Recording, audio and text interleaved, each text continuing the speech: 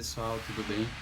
Eu tô aqui gravando um dos primeiros vídeos desse meu canal e eu queria falar com vocês hoje sobre democracia e igualdade. É uma coisa que está muito esquecida no nosso país, mas eu acho que a gente devia lembrar alguns pontos. E o que eu queria chamar a atenção para vocês é: nós vivemos uma eleição aqui no Brasil. As eleições que nós passamos aqui é, na verdade, uma luta desigual, mas ela que precisa ser vencida. E como é uma luta desigual que precisa ser vencida, a gente precisa chamar atenção para algumas desigualdades que já nascem desde o período eleitoral. O problema é que as pessoas só chamam atenção para a desigualdade sobre as desigualdades que nós verificamos nas ruas, que a gente verifica que as pessoas passam, mas elas não entendem que essas desigualdades elas já nascem, inclusive, no processo de construção do nosso país. Esse é o problema. Estruturalmente, o nosso sistema já é desigual. Já foi formatado por quem quer manter essa desigualdade. E eu listei alguns tipos de desigualdade que nós verificamos. A primeira desigualdade que a gente verifica na eleição é uma desigualdade legal e institucionalizada. O que isso significa? Nossas leis, nosso sistema, nossa forma como tudo está estruturado para nossas eleições, ela já foi estruturada para ficar desigual, para dar chance para que aquelas pessoas que já estavam no poder permaneçam e as pessoas que tentem acessar, ingressar a um cargo público através do processo eleitoral, elas tenham mais dificuldade. Por isso que dificilmente você vê uma pessoa mais pobre, uma pessoa com mais dificuldades financeiras, uma pessoa sem tanta visibilidade de mídia, dificilmente você vê essa pessoa sendo eleita. E como é que se dá essa desigualdade legal institucional? A desigualdade legal ela acontece, por exemplo, sobre a limitação do tempo de TV. Eu não sei se você sabe, mas só tem tempo de TV aquelas pessoas que têm representação no Congresso Nacional. Está lá na lei dos partidos políticos, no seu artigo 49, fala os casos onde cada um dos partidos vai ter direito a uma porcentagemzinha, uma parcelazinha de tempo de TV para que divulgue suas ideias, divulgue suas ideologias e divulgue quais são as suas propostas. O problema é, você limita o tempo de TV a quem tem representação e esse tempo de TV vai ser também reduzido, vai ser proporcional a essa representação. Ou seja, partidos enormes, partidos grandes têm mais tempo de TV e partidos pequenos não têm esse mesmo tempo. E pior ainda, aquele candidato que de repente fala, dialoga com o que a população precisa escutar, a população não vai escutá-lo. Por quê? Simplesmente porque o tempo de TV não existe para essa pessoa. Ela vai ter que se contentar com 5, 7, 10 segundos e quem sabe nem isso. Ela tem que apelar para as redes sociais, para o YouTube, se for o caso.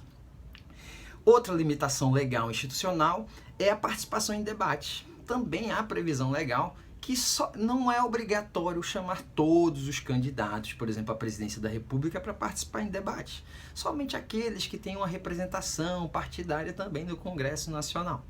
Ou seja, de repente, algum candidato que iria falar aquilo que nós gostaríamos de ouvir não vai ter espaço num debate, simplesmente porque a lei limitou essa participação. E outro ponto também seria a possibilidade no nosso país de um monopólio midiático, onde para você ter um canal de TV, para você ter uma rádio, você precisa de uma autorização do Estado para que isso tenha uma grande proporção. Ou seja, normalmente aquelas pessoas que já detêm o poder são aquelas que vão monopolizar os mecanismos de comunicação, as mídias.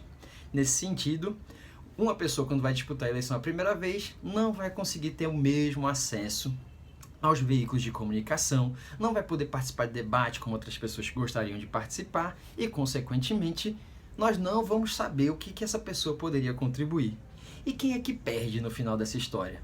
É o candidato que perde, é o partido que perde? Não, é a população que perde.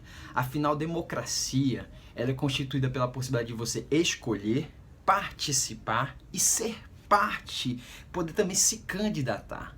Ou seja, uma democracia não é mais só o voto. A democracia é você ter liberdade de escolha, mas você só tem liberdade de escolha quando lhe é permitido escolher.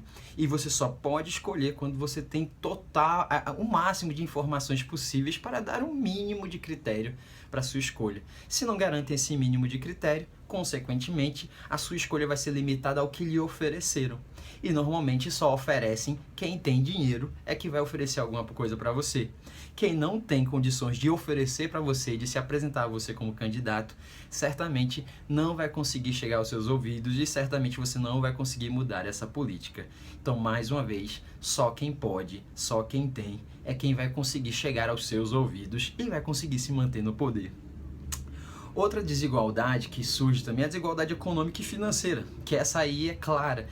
Certo dia, conversando com algumas pessoas sobre política, disseram assim, deputado tal vai gastar tanto, senador tal vai gastar tanto. Eu perguntei, poxa, mas a lei eleitoral nova, ela vem estabelecendo uma limitação de valores para serem gastos. Se essa pessoa vai gastar mais do que o limite estabelecido por lei, certamente ela vai fazer caixa 2. Certamente ela vai apelar para o ilícito. E certamente as pessoas vão achar ótimo que a campanha é grandiosa e tudo mais, mas não vão ligar para um desrespeito à legislação eleitoral.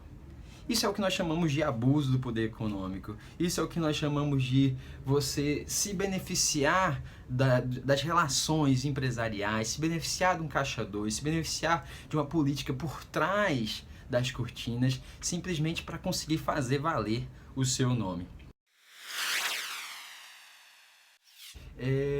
Eu chamo a atenção também para uma desigualdade intrapartidária, ou seja, a gente exige muito a questão da redução das desigualdades no processo eleitoral. A gente já viu que a mídia é uma desigualdade institucionalizada, já vivenciamos há décadas uma desigualdade econômica no processo eleitoral, com abuso do poder econômico, compra de votos, troca de favores, utilização de cargos públicos simplesmente para você fazer política e não para prestar um serviço à população. Agora, um outro problema é a desigualdade intrapartidária. Os partidos, enquanto eles não se repensarem, enquanto eles não mudarem sua cultura interna, quanto à forma de perceber a redução dessas desigualdades, eles vão continuar perpetuando a desigualdade no nosso cenário nacional, nosso cenário estadual e municipal. A título de exemplo, você verifica que partidos acabam chamando mulheres para fazer parte dos seus processos eleitorais, fazer parte das suas chapas, simplesmente porque a lei estabelece que a mulher tem que ter um percentual dentro desses partidos. Mas os partidos ainda têm dificuldade de fazer o rateio das verbas, dos valores trabalhados na campanha para as mulheres. Ou seja, a mulher cumpre o que a lei estabelece, mas a mulher não tem direito aos mesmos valores. Isso por quê? Porque os nossos partidos, normalmente, eles são construídos com donos. Apesar da gente dizer que vai ter a convenção partidária, vai ter uma construção da categoria, no final da história existe alguém por trás, alguém que tem um nome mais forte que o próprio partido, alguém que tenha o monopólio da mídia, alguém que tenha o poder do partido que vai bater o martelo.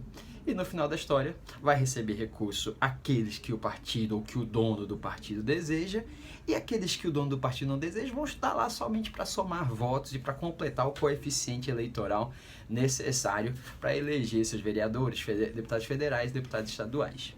Isso é uma desigualdade intrapartidária.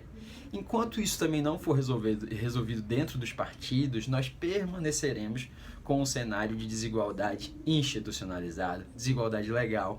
Nós verificamos uma onda dentro do Congresso Nacional onde a reforma política não veio para trazer uma abertura maior à participação da população.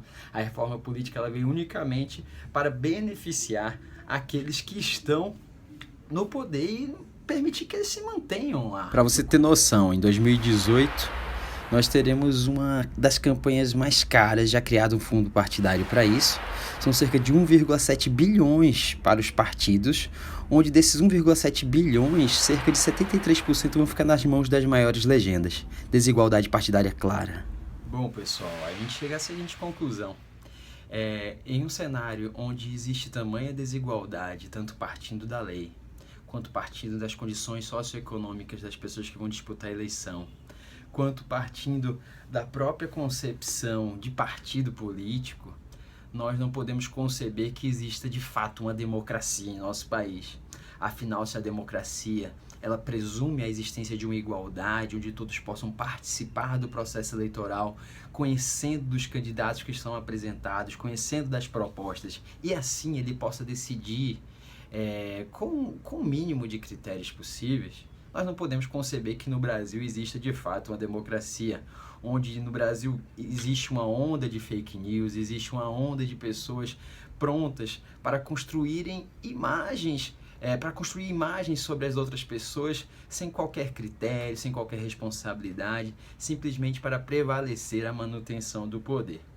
Então, para uma democracia ser válida, é necessário que todos tenham acesso à informação da forma adequada, sem um monopólio dessa informação, mas que essa informação de fato seja democratizada, onde os veículos eles oportunizem que todos os personagens desse período eleitoral tenham a mesma proeminência, e não simplesmente a lei diga assim, quem tem deputado pode aparecer na TV, quem não tem, não pode. E o povo vai eleger entre essas pessoas, mesmo sem ter tido acesso a total de informações necessárias.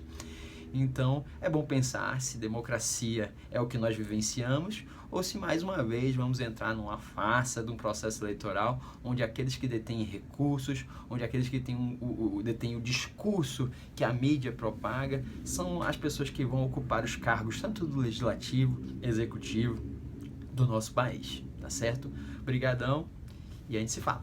Caso você tenha interesse, você pode acompanhar ainda pelo Instagram, Caio Souza 7, ou pelo Facebook, no Vida Acadêmica Professor Caio Souza, ou também a gente pode encontrar a gente lá no Twitter, no Caio Souza ADV, e seguir também nossos vídeos no nosso canal do YouTube, que é o canal do Caio Souza. Abração.